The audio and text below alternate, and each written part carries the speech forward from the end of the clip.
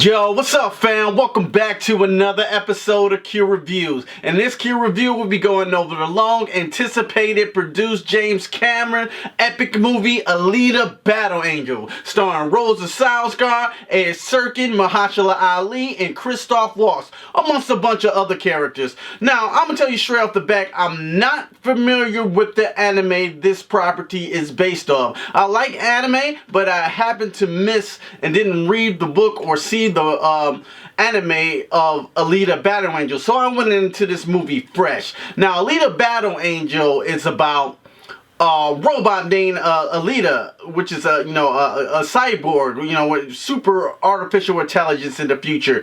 And this world we live in is a higher city that floats above this other city, and it's sort of like a wayside city, sort of, the hood, put it straight. So it's this lower part and this higher part, and Alita I think she fell from the higher city, and they have to, Christoph Waltz's character brings her back into working for him because she was all broken and decrepit, and he brings her back to working for him, gives her a body, and as he gives her the body, she doesn't know who she is. So the whole movie is basically about her finding out who she truly is, and who she truly is as she unlocking things. She may be a super badass, as of the title, Alita Battle Angel. James Cameron, as you may know, directed two of the biggest blockbuster movies of all time, Avatar and Titanic, and I think he had this idea brewing and trying to get the script together since the days of Titanic, if I can remember.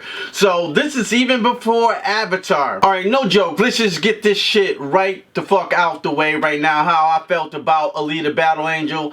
I thought this movie was dope. Straight up, I think Alita is a dope ass fucking character. And let's just get the elephant out the room. These visuals here are crisp. Real crisp. Everything is crisp as fuck. I mean, she is one of the best CG characters brought to screen. I always had a top 3 of the best CG characters brought to screen. I want to say it's Thanos. I mean, what they did with Thanos is just flawless. They brought a purple monster to life, and he seemed tangible and he seemed real. The next CG character that I have is Caesar, played by Andy Serkis from the Planet of the Apes movies. I just think what he does with his eyes and he does with his motion with Caesar is just phenomenal. Now, it was Gollum, but now I think I'm going to have to remove Gollum. Sorry, Precious. I have to remove you and put Alita in this spot of best CG character ever brought to screen. Now, it's one telltale to me when I can tell something's fake or I can tell it's CG. It takes me out of that, the uncanny valley. If I look at those eyes, if they got that dead look in their eyes, those doe eyes for a CG character, I'm just out immediately. Now, Alita has very big eyes because it's kind of based on an anime, and people were having a fit about her eyes, but I was like, she's based on an anime character, cyborg robot from the fucking future. If she has big eyes, she's supposed to have big eyes. She's supposed to look not slightly real. She was just realistic and be more ghost in the shell. And I think they were purposely going for that look.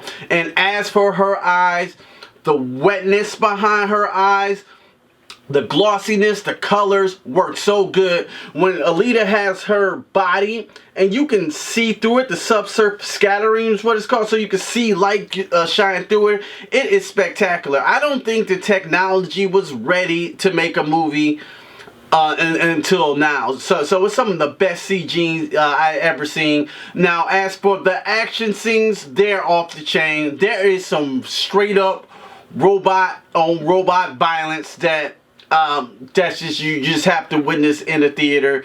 Alita kicks major ass, so these fucking action scenes are hype as hell. As I'm looking at Alita Battle Angel's eyes, and they're so beautiful, and she tells the story. Rosa Salazar is such a good character as Alita. She sells the performance. I think Alita is the best thing in this movie, along with Christoph Waltz And, you know what I'm saying? They have a great chemistry together, but her eyes look so real. Just look at Alita's eyes right here. Hello, baby. 10 minutes without you seems like an eternity.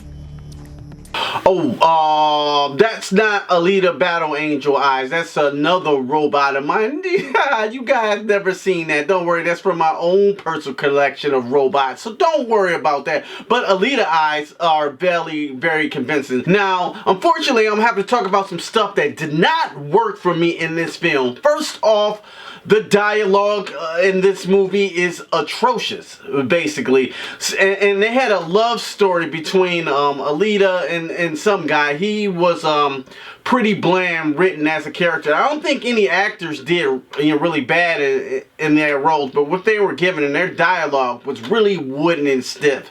And even though Alita tried to pull it off, it reminded me sort of this movie. I don't like sand. It's coarse and rough and irritating, and it gets everywhere. Not like here. Here everything is soft and smooth. Yeah, that's right. I'm sorry. Some of the dialogue in this movie is episode 2 Attack of the Clones bad. You know what I'm saying? George Lucas couldn't really write a love story, and Robert Rodriguez didn't do the greatest job here of bringing it across. Now, another issue that I had with this movie was the pacing. Now, I'm going to go back to Avatar, which is still the biggest movie of all time, directed by James Cameron. Now, what that movie had that made it successful, say what you want about the simplistic story, it's Pocahontas whatever, but I'm gonna tell you that movie is paced very well from beginning to the end, to the opening scene to the end with the Navies. That movie is paced very well. You're into the story, you're engaged, you're fucking with it. You know what I'm saying? This whole concept, you're with it. Now, this movie I think missed in a big part. The pacing, especially at the beginning and the second act of the movie, the pacing is off in spots. It picks up here and there,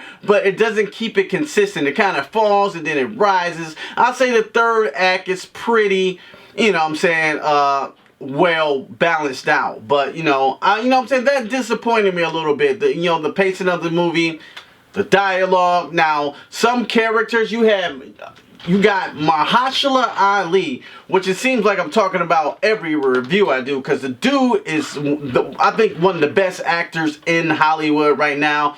Unfortunately, this movie did not have a lot for him to do as a villain.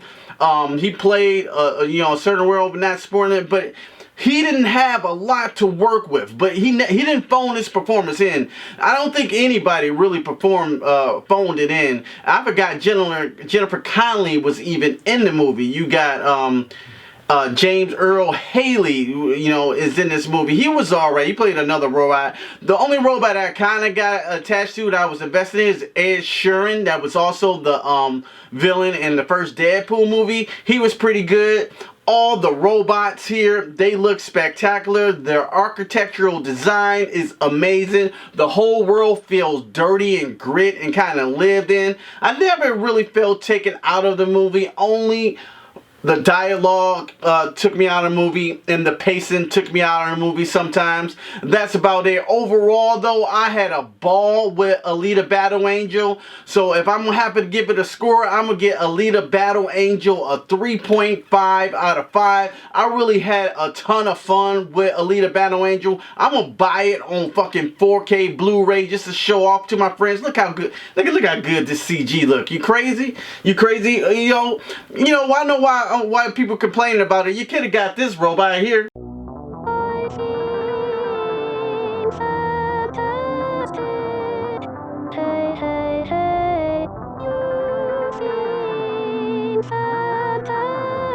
Anyway, guys, well, thanks for watching. Did you see Alita Battle Angel, and what did you think about it? Why don't you go ahead and tell me what you thought about it down there in those comments. If you really like this video, hey, hit me that thumbs up. Hey, if you want to become part of the Q Review family, hit that subscribe button with that bell. And don't just stare at it, guys. Eat it. Peace.